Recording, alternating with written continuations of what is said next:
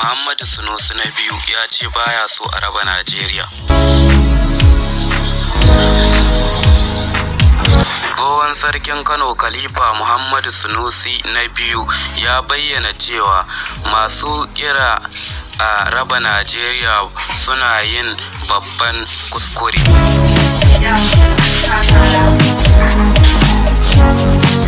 A lokacin wani biki a Legas wanda aka shirya domin taya shi murnar cika shekara 60 da haihuwa, Khalifa Sunusi ya ce akwai buƙatar ƙasar ta kasance a dunkule sannan a gudanar da mulki cikin adalci a ƙasar.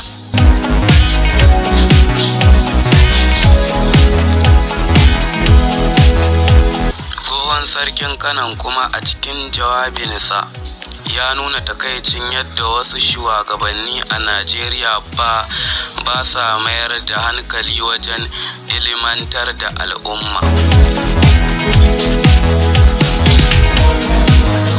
A cewarsa, baiwa ɓangaren ilimi musamman na 'ya'ya mata muhimmanci shine zai kawo ci gaban ƙasa da kuma bunƙasar tattalin arziki.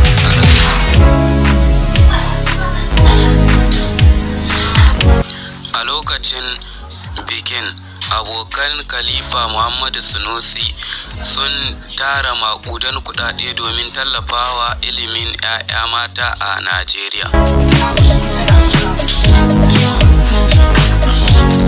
Tsohon sarkin na Kano ya ƙaddamar da littattafai makalolin da ya rubuta, wanda kuma da aka tara su ne za a iya amfani da su wajen tallafawa ilimi.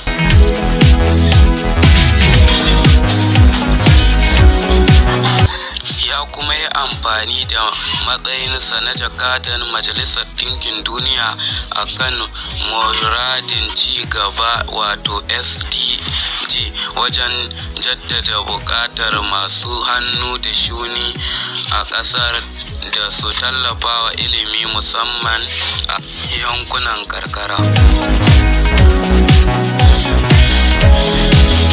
Gwamnoni 6 ne suka halarci bikin, ciki har da na Kaduna da na Legas.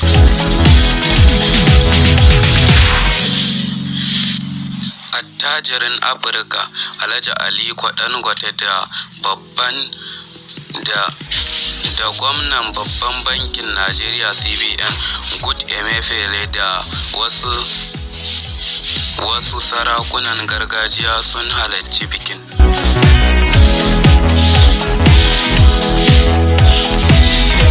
Shugabannin bankuna masu zaman kansu da kuma sarakunan gargajiya su ma sun halarci bikin.